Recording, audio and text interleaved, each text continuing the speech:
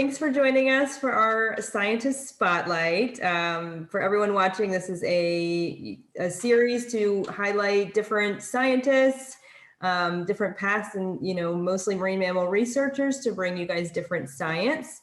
So today we are with Bill Keener, and he is a research biologist at the Marine Mammal Center with their Cetacean group, which I'll have him clarify a little bit. So Bill, if you just want to give us a little bit information about your current role and what you do. Sure. I started getting interested in marine mammals when I first volunteered at the Marine Mammal Center a long time ago, 1977. So I've been involved in marine mammals since the beginning of the, really near the birth of the Marine Mammal Center, when it was just little kind of kiddie pools and rescuing seals that were, coming in, harbor seals, sea lions along the Northern California coast. And as I got more involved in the Marine Mammal Center, things started branching out. I became a whale watch naturalist. So that's my first real experience involved with cetaceans, whales off the coast that are migrating by. Then I got involved in field research for the first time, really doing harbor porpoise surveys off the Northern California coast when they were establishing the national marine sanctuaries in the 1980s. Mm-hmm. And my interest, remained over the years. My career path took me to the Environmental Protection Agency, where I worked for many years. But while I was doing that, my colleagues and I were actually ended up establishing our own little nonprofit called Golden Gate Cetacean Research, because in 2008, we saw something we never thought we'd see. Cetaceans returning to San Francisco Bay. We first saw harbor porpoises come back under the Golden Gate Bridge, and we were just amazed because we had done the studies of the porpoises off the coast, and we'd gone out many times for years from San Francisco out into the ocean. And we never saw a single porpoise in San Francisco Bay or any cetacean. Mm-hmm. And so seeing them again really got us going, and we established this group of four of us marine biologists to really study this phenomenon. And then dolphins were coming in later, and that amazed us. And then by 2016, humpback whales were coming underneath the Golden Gate Bridge to feed on anchovies. So another amazing thing that we never thought we'd see. So that's really, what kept us going for several years. And more recently, a year ago, in 2019, our group, the Golden Gate Cetacean Research Group, was merged into the Marine Mammal Center, which is where your background is from in stranding. And so they've really taken us on and supported us in a way that we couldn't have, because they're just a much bigger organization, and it's been fantastic to work with them. And we're really part of that team now.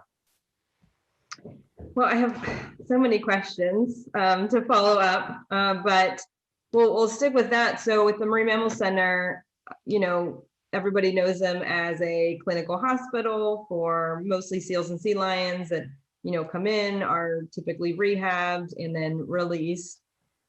So how does the Cetacean Field Research Group kind of fit into that bigger picture? Well, it's always been my, even when I was at the Marine Mammal Center in the 1970s, it was always my thought that, well, stranding is fantastic because you're not only doing a humane thing, you're helping these animals in need, but you're also learning a tremendous amount about wildlife medicine. And that can have real impacts in conservation. Let's say you learn about domoic acid poisoning in sea lions, and you learn about it, you learn how to diagnose it quickly, learn how to treat it. But that change in organisms, meaning the red tides that bring the domoic acid in where sea lions are feeding on fish that have it, that's part of the bigger picture of global climate change and sea surface temperature warming, all this stuff that we're engaged with that really should have a conservation impact, like making wise decisions that help, the marine environment and wildlife. So at the same time, I look at it from my view, which is let's also look at not just the sick animals, but let's look at the healthy populations of animals out there and see what's going on there, because that's equally important. For instance, just by looking at dolphins that are coming into the bay, we were able to individually identify these dolphins. They've got Nixon notches on their dorsal fins, just like you do it in South Carolina, where you've got an ability to tell which dolphin that is for many, many years. Mm-hmm. And so by looking at that, we've been able to determine that dolphins born in the 1980s in San Diego and Los Angeles area are now in San Francisco Bay. So that's a tremendous change over their 30, 40 years of their lifetime so far that we're seeing. And again, it's because it's warming, ocean. So they're able to push farther north the warmer seas get. And because they're intelligent in the sense of they're able to navigate and find food, when the water cools a little bit, they don't have to go back south. They've learned a new area. It's become part of their territory. So this kind of work, doing field research on healthy populations, goes hand in hand, in my mind, with the clinical research. Absolutely. I mean, they do go hand in hand, looking at animals that are coming into the Marine Mammal Center showing one side, right? They're mostly sick, and but looking at the bigger picture and the population as a whole is just very important, and one can affect one another, and then we can learn things from one another, right? To kind of share with both sides of the coin. Right. So are those so going back, are those dolphins and porpoises, what's driving them all back into the San Francisco Bay? Well, every species has a different story, as you might expect. Mm-hmm. So the harbor porpoises were the ones we saw first, and because they started really coming back around 2008. And as we researched it, it turns out this was a return to San Francisco Bay. They were originally there. How do we know that? Because it was before my lifetime. And even though I'd been born in San Francisco and sort of looking at the bay and being totally aware of marine mammals in the bay by the 70s, there were no porpoises there. How do we know it's a return? Well, one of the things we do is look back at the Native Americans and their interactions with these animals. And there are middens, these shell mounds that ring San Francisco Bay, like they have in the coasts of a lot of North and South America. And there are porpoise bones in the middens in San Francisco Bay over a lens created by literally 2,000 years of Native Americans living on the shores of San Francisco Bay. So we knew that porpoises were there sort of originally, but then we started looking at museums, specimens, and looking in literature. And there were porpoises seen until about 1939. That's when a UC Berkeley professor was still seeing them sort of on a regular basis and taking field notes. And he knew what he was doing. He knew what he was looking at. We could trust that. But then World War II hit, and they put up a submarine net all across the bay that probably prevented any whales or porpoises, any big animal, from moving in and out of the bay. It was a very, just like a fence line, keeping torpedoes and submarines out, but also keeping wildlife out. And then the bay was very polluted. After World War II, I mean, there was raw sewage going into the bay. I remember as a child in the 50s going across the Bay Bridge, and the bay would smell like a cesspool because there was industrial discharges from businesses, plants, wow. And there was also the sewage going in. So that's all changed. That's all been cleaned up. Fortunately, grassroots efforts helped in that. The Clean Water Act, laws came into effect. So that's all pushed the bay towards a much healthier spot that it's in now. And that brings in fish, because really, when you get down to it, it's all about the food. Mm. That's what attracts the porpoises.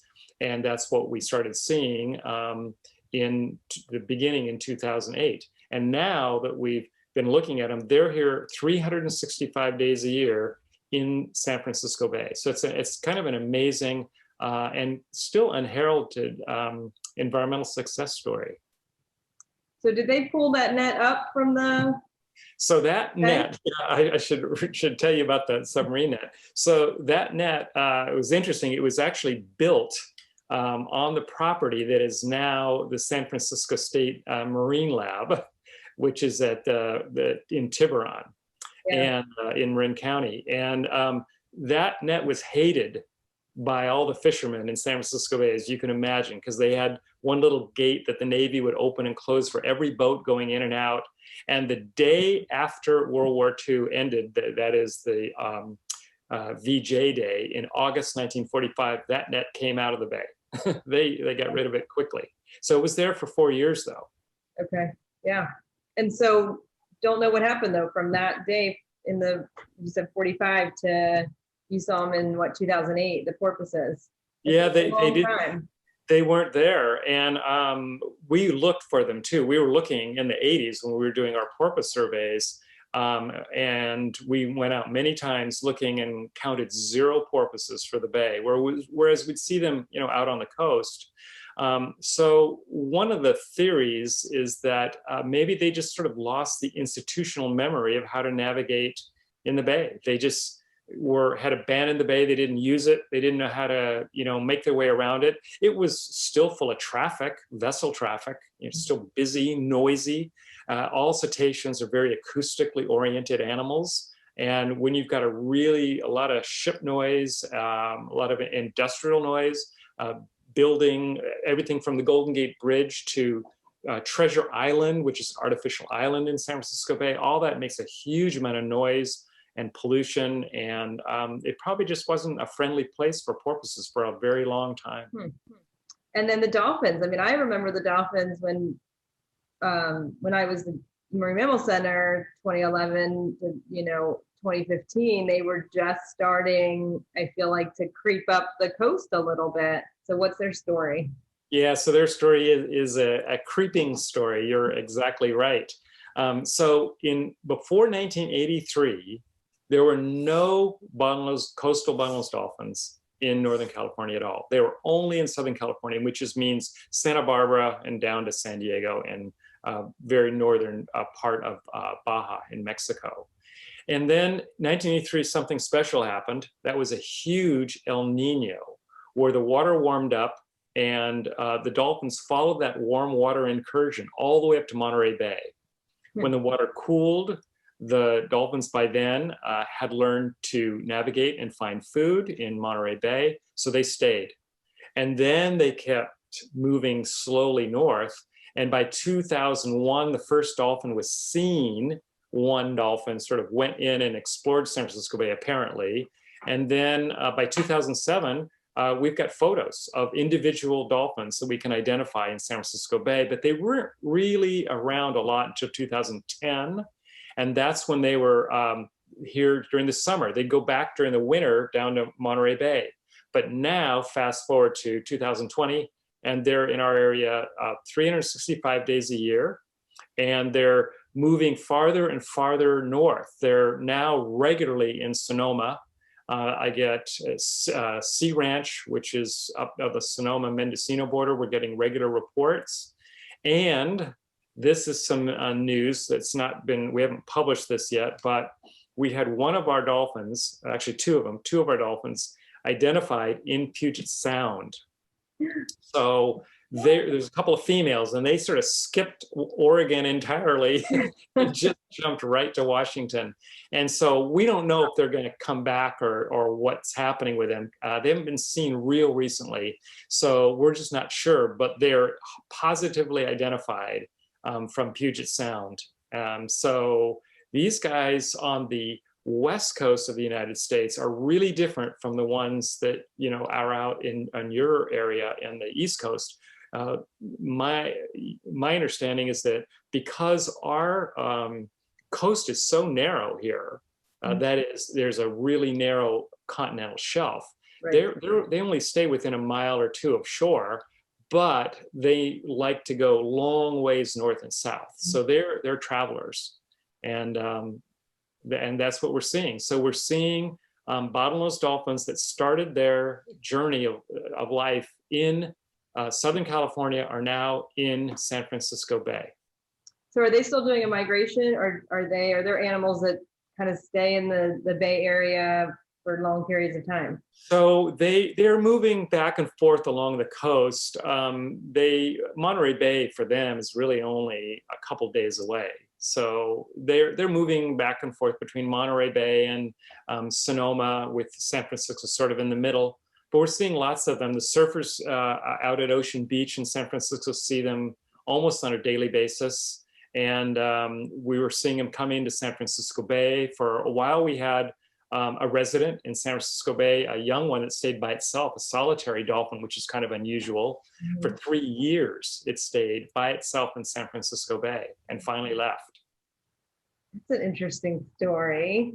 Oh, I hope you get sightings of it later. Yeah, I hope so too. We've seen what we think is its mother outside. So we think that because she sort of joined it partway, at least we think their mother and child, calf.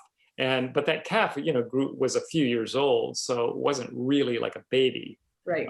So it was independent. And then, and I've talked to other people, including Randy Wells mentioned in Sarasota, they had a solitary dolphin for a few years, stay in a very small area.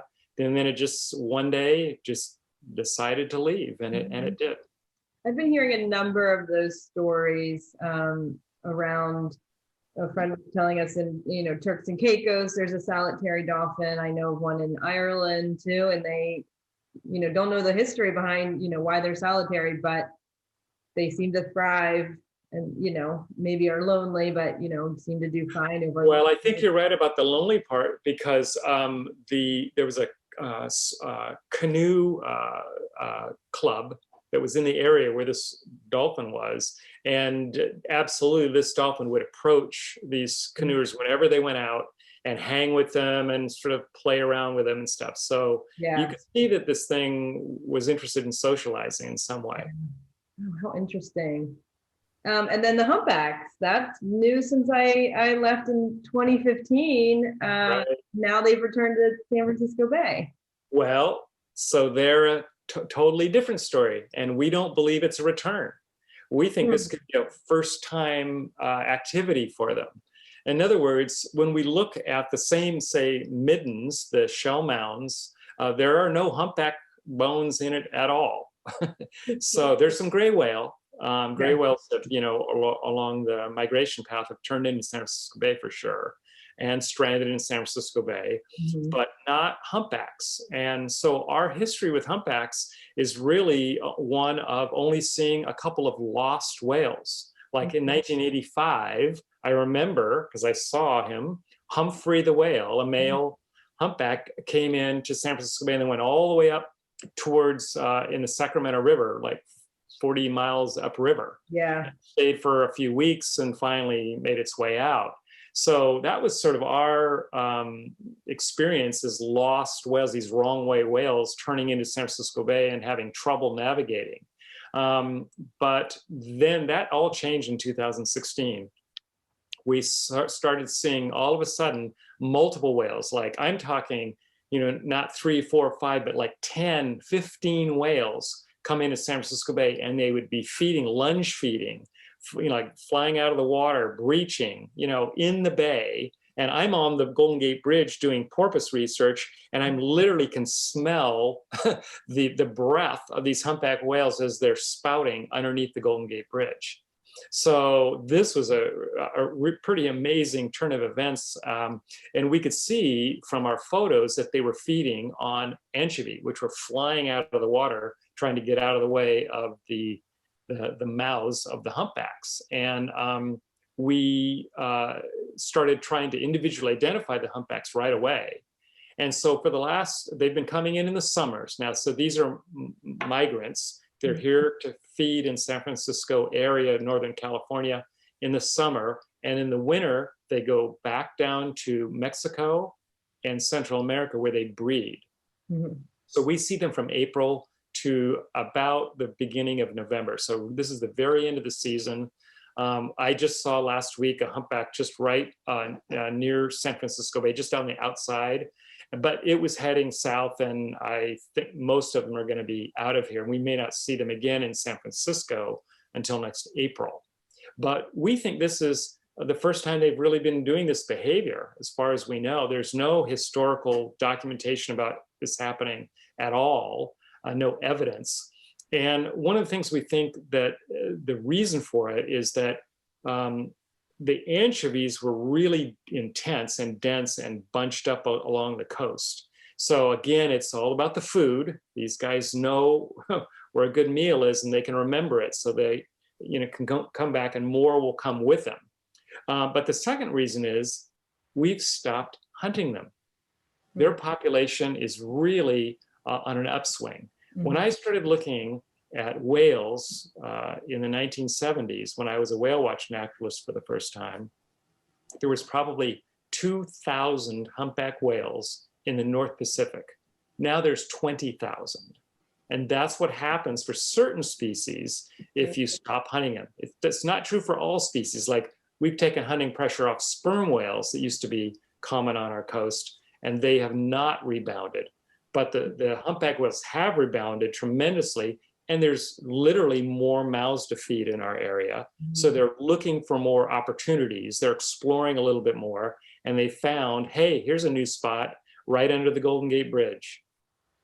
Those are amazing stories, and just really exciting that they're finding either no new location, it's just new research, kind of like the story goes on. That's awesome. You've been able to watch this for so many years. I mean, you've seen huge changes in your time studying marine mammals. Yeah, I have. And that's the one thing, I would say to anybody looking at marine mammals is you've really got to take that longer view.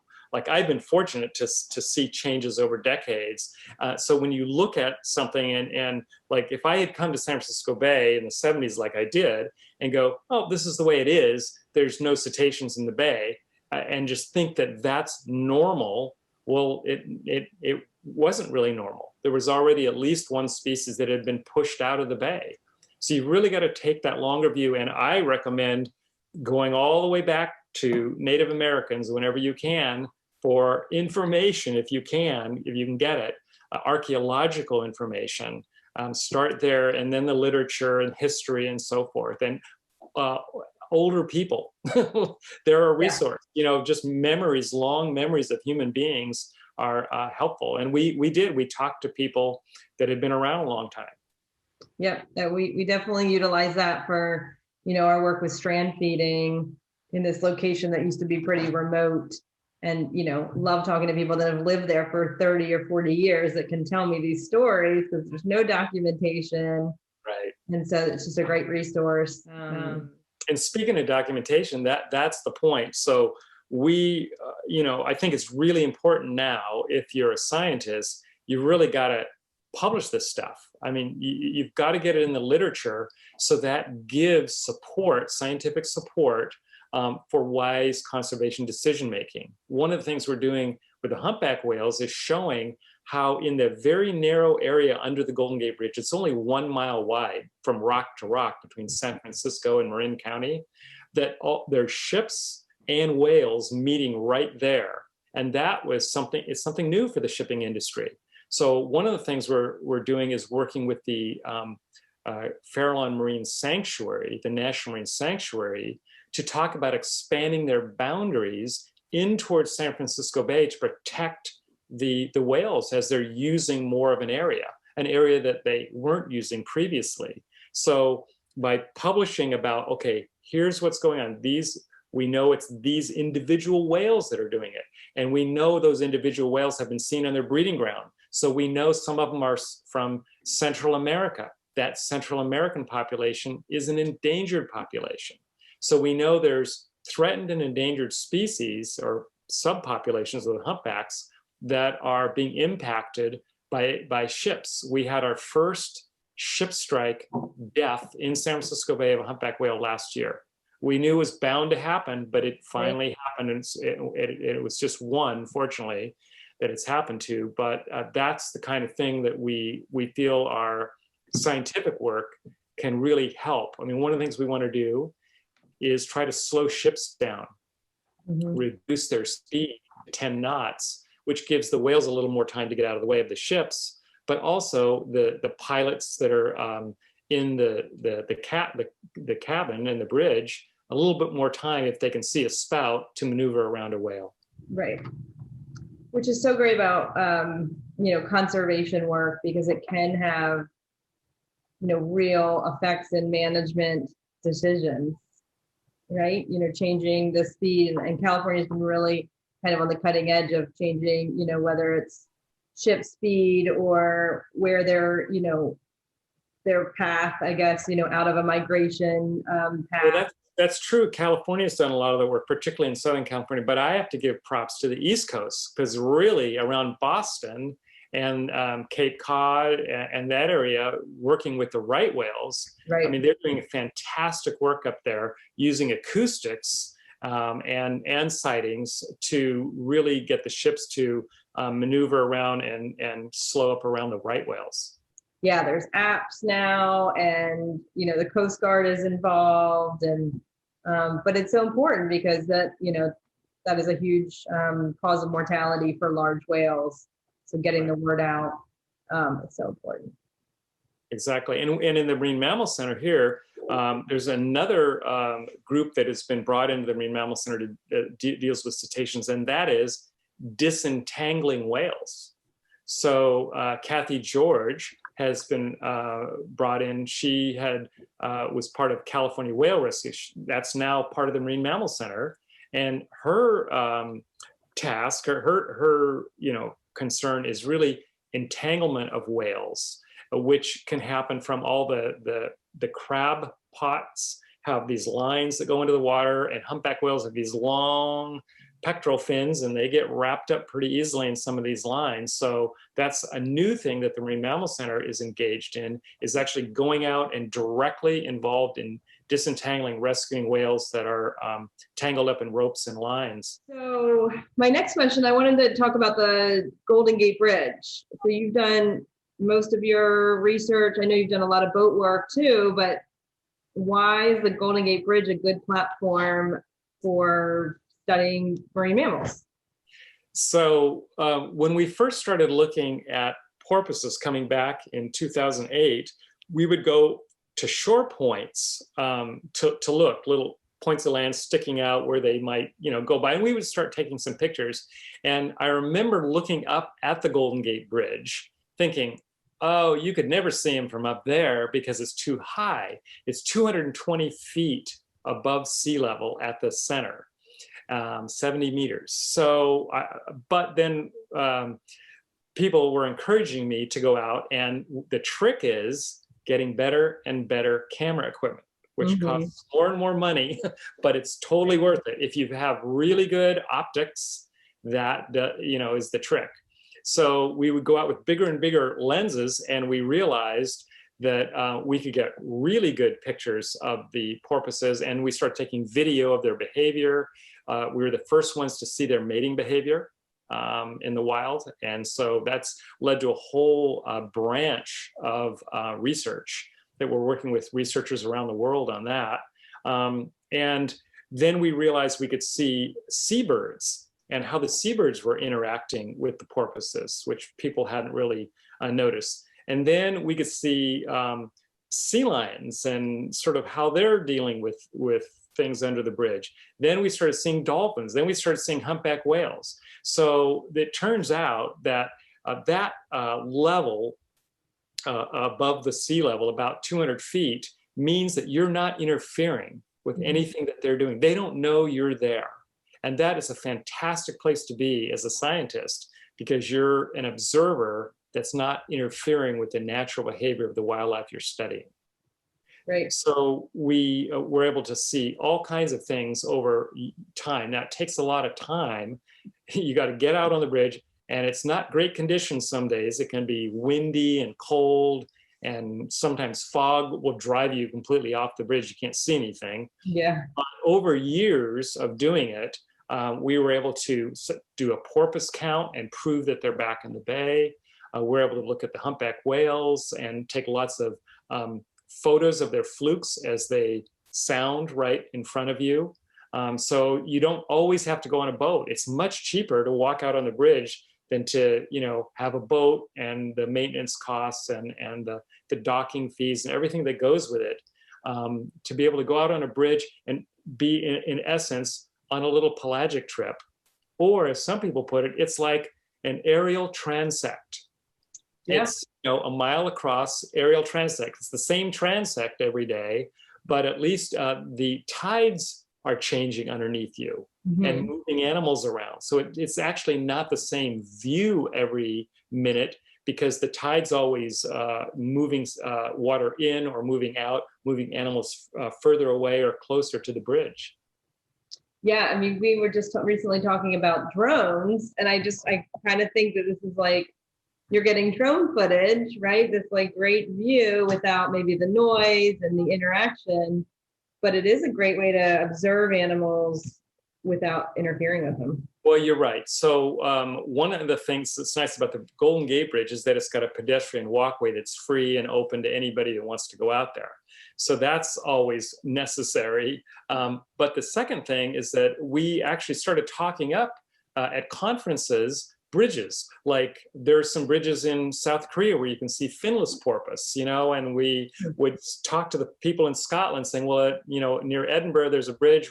Why don't you go out and see what's going on? We just heard from someone who saw dolphins from the Tacoma Bridge in Washington State. Oh, wow. So we've been sort of talking this up, but really technology has overtaken us, and really it's going to be drones. And drones are getting so good and so inexpensive that all researchers are going to end up using drone work.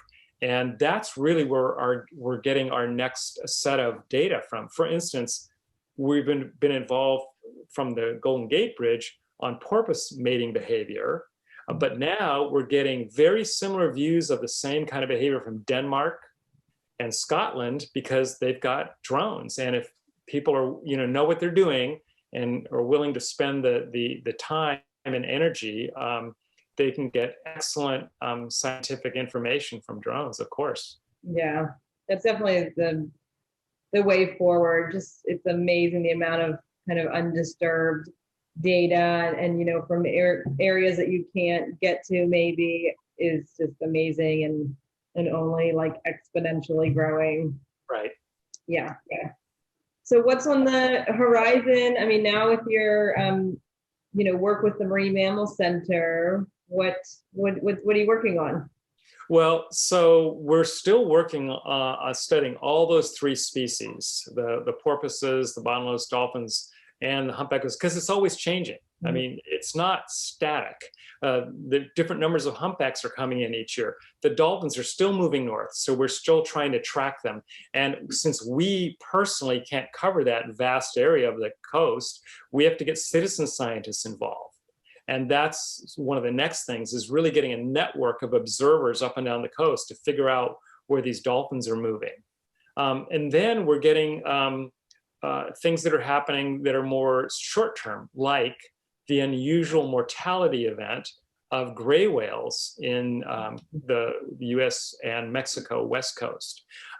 In 2019, we started seeing a huge number of gray whales come into San Francisco Bay. Normally, we get 2 or 3 a year, maybe poke in for a day. They sort of swim around a little bit and then leave. And I've seen this several times when I've been on the Golden Gate Bridge. They come in, they leave, and they're just going northward back to Alaska to their feeding grounds.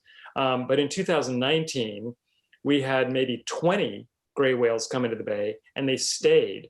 We got out on boats. We were able to photograph and individually identify them. And we found them staying for weeks at a time. And a lot of them looked really skinny. They were suffering from malnutrition. And this was noted up and down the coast. Several of the whales died in San Francisco Bay. The Marine Mammal Center did necropsies, and saw that there was these signs of starvation, but some were also hit by ships. They probably got weak and just weren't even moving, may have just been kind of floating at the surface. So this was a problem that only cropped up in 2019. Before that, we hadn't really seen that.